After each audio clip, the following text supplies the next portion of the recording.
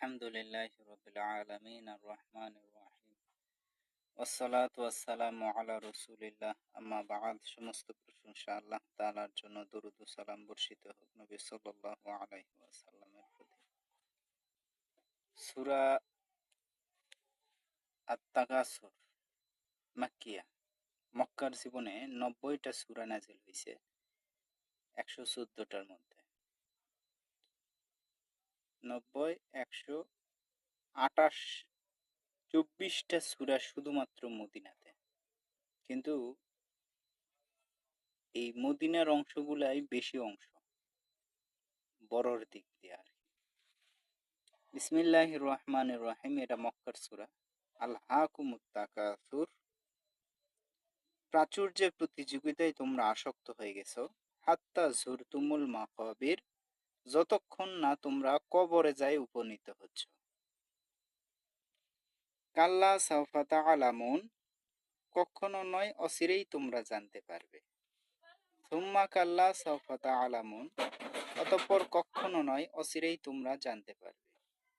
কাল্লা লাউ তা'লামুনা ইলমাল ইয়াকিন, কখনো নয় যদি তোমরা জানতে পারতে দৃঢ় প্রত্যয়ে। লাতারাউন্নাল জাহিম, অবশ্যই তোমরা দেখবে জাহিম, জাহান্নাম। সুম্মা লাতারাউন্নাহা আইনাল ইয়াকিন, অতঃপর নিশ্চয়ই তোমরা সেটা দেখবে দৃঢ় চোখে। সুম্মা লাতুসআলুন্না ইয়াওমাইদিন আনিন নাঈম, সেই দিন তোমাদেরকে জিজ্ঞাসা করা হবে নিয়ামত সম্পর্কে। এখন আসি একটু আলাদা, একটু বেশি কথাতে, একটু বেশি আলোচনায়। আলহাকুমুত তাকাসুর, আলহাকুমুত তাকাসুর। আলহাকুম, আসক্ত হয়ে গেছো তোমরা, মজিয়ে রাখিছে তোমাদেরকে, আনন্দ দিছে। তাকাসুর শব্দের অর্থ ভুলিয়ে রাখিছে।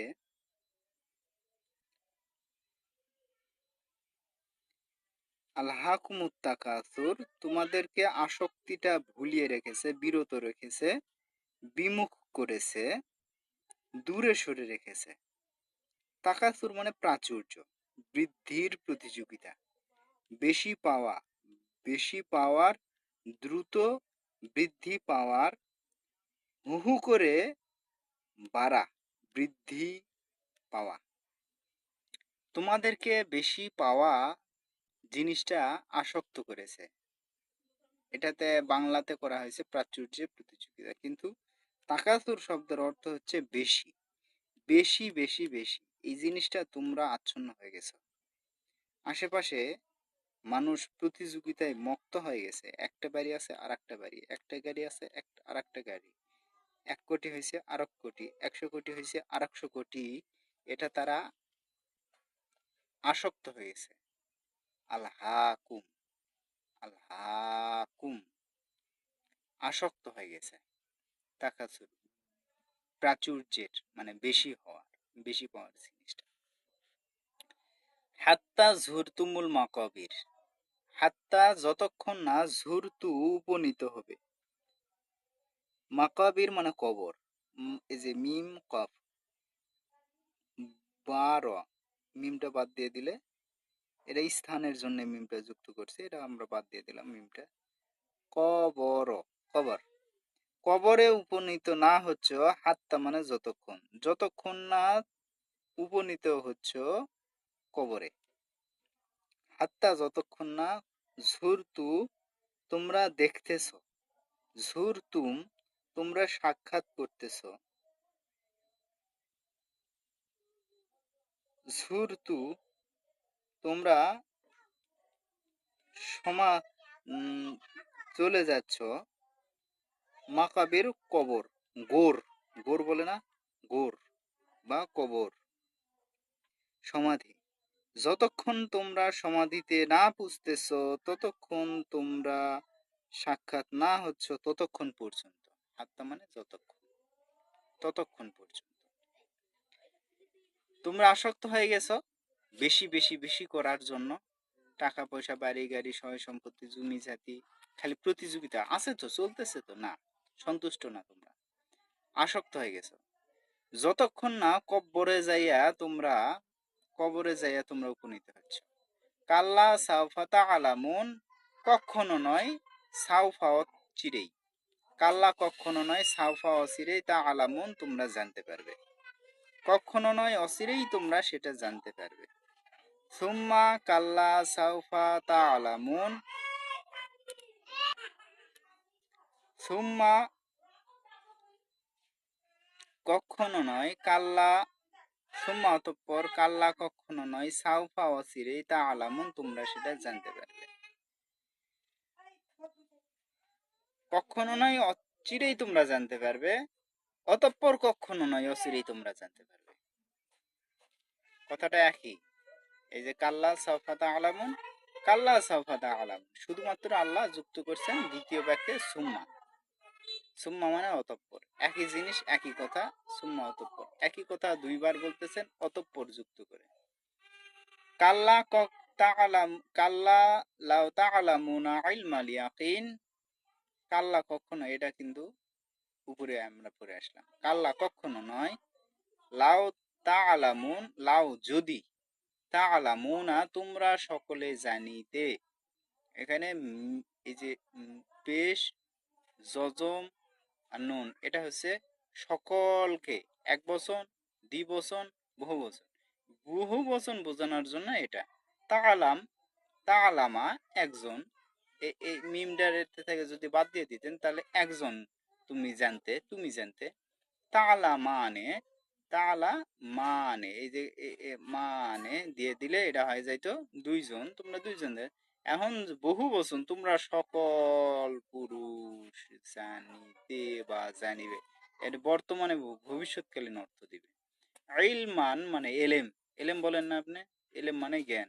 ইলমাল ইয়াকিন, ইয়াকিন মানে, ইয়াকিন তো বোঝেন, ইয়াকিন তো বাংলা শব্দ, কোরআনের শব্দ, কিন্তু ইয়াকিন তো বাংলা হয়ে গেছে, সেটা দৃঢ়, দৃঢ় জ্ঞান যদি থাকিত তোমাদের, কখনো নয় যদি থাকিত তোমাদের দৃঢ় জ্ঞান, অর্থাৎ দৃঢ় জ্ঞান, দৃঢ় চেতা লোক কখনোই এই সমস্ত আসক্তিতে পড়বে না।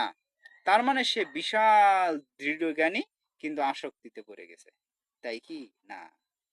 দৃঢ় ব্যক্তি কখনোই সে আসক্তিতে পড়বে না।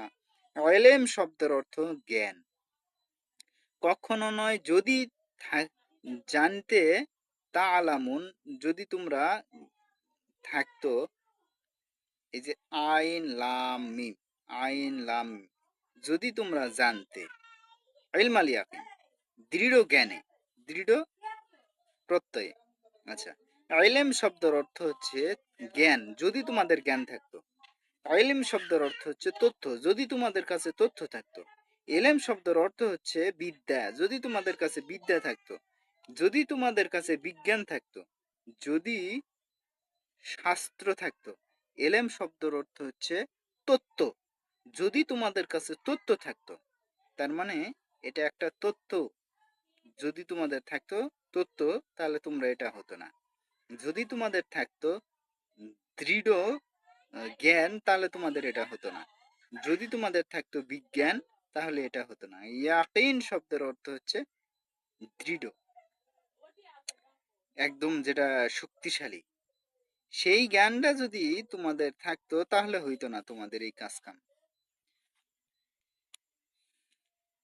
এই যে প্রতিযোগিতা, সূরার নামটাই কিন্তু তাকাসুর শব্দের অর্থ হচ্ছে প্রতিযোগিতা, সূরার নামই প্রতিযোগিতা।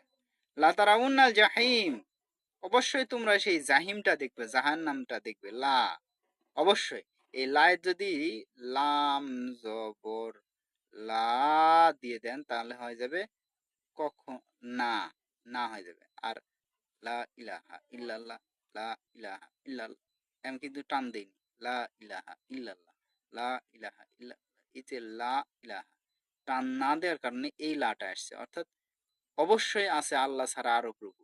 লা ইলাহা ইল্লাল্লাহ, আল্লাহ ছাড়া আরো প্রভু আছে।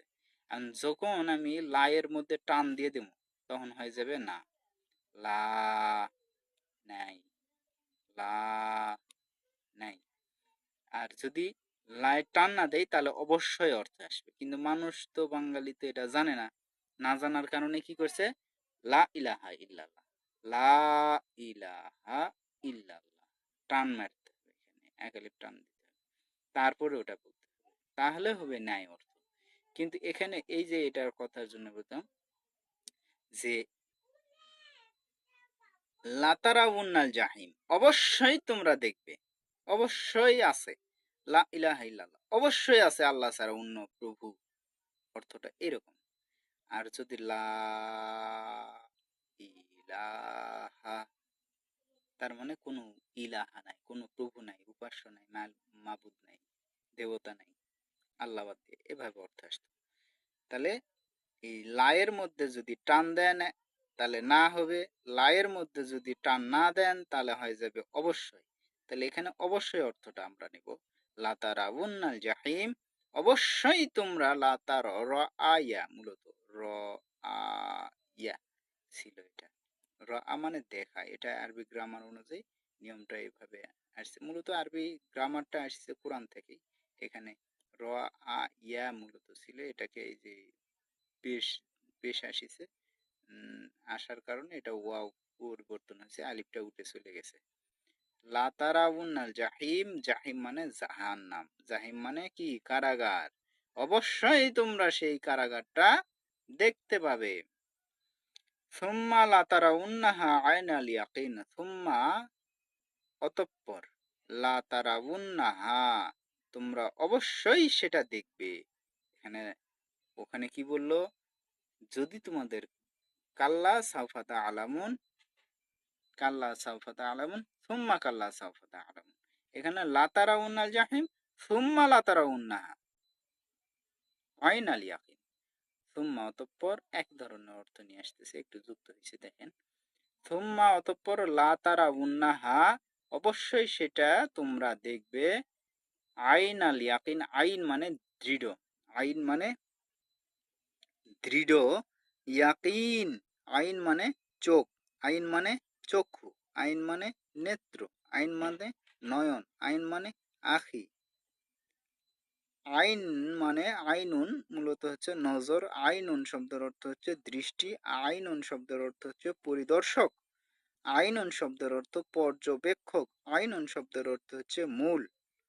ইয়াকিন, অবশ্যই তোমরা দেখবে দৃঢ় চোখে, ইয়াকিন মানে দৃঢ় চোখে, যেই চোখ দিয়ে দেখা ভুল হবে না। সুম্মা লা তারাউন্নাহা আইনাল ইয়া, সুম্মা লা তুসআলুন্না ইয়াউমাইযিন আনিন নাঈম, সুম্মা অতঃপর লা, লা অবশ্যই, লা এর যদি টান মানে দেন না, সুম্মা লা তুসআলুন্না, তাহলে অর্থ কি হবে জানেন, অবশ্যই, অতঃপর তোমাদেরকে জিজ্ঞেস করা হবে না নিয়ামত সম্পর্কে, লা যদি আপনি টান মেরে দেন তাহলে তো একবারে কাম খাম হয়ে যাবে।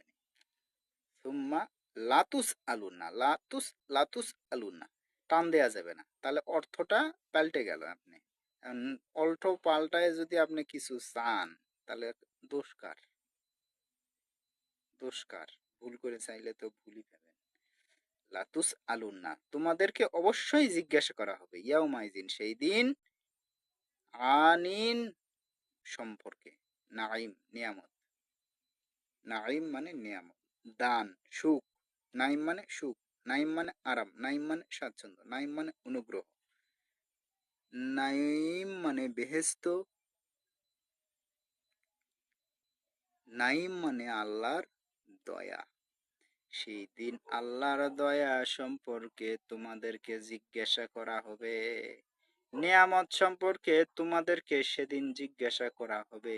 সুম্মা লাতুসআলুন্না ইয়াউমাইযিন আনিন নাঈম, অবশ্যই তোমাদেরকে সেই দিন নিয়ামত সম্পর্কে জিজ্ঞাসা করা হবে, অবশ্যই তোমরা সেটা দেখবে দৃঢ় চোখে, তোমরা অবশ্যই দেখবে জাহান্নাম, কখনো নয় যদি তোমাদের থাকতো দৃঢ় জ্ঞান, দৃঢ় জ্ঞান থাকলে এগুলো করতে না, দৃঢ় জ্ঞান অবশ্যই যদি তোমাদের থাকতো, দৃঢ় জ্ঞান, আর সেই দিন তোমাদেরকে জিজ্ঞেস করা হবে নিয়ামত সম্পর্কে, দান সম্পর্কে, অনুগ্রহ সম্পর্কে, দয়া সম্পর্কে জিজ্ঞেস করবে। প্রস্তুত আছেন তো নাকি? মোটামুটি ইনশাআল্লাহ প্রস্তুত থাকেন। সুবহানাকা আল্লাহুম্মা ওয়া বিহামদিকা আশহাদু আল্লা ইলাহা ইল্লা আনতা আস্তাগফিরুকা ওয়া আতুবু ইলাইহি। আসসালামু আলাইকুম ওয়া রাহমাতুল্লাহি ওয়া বারাকাতুহু।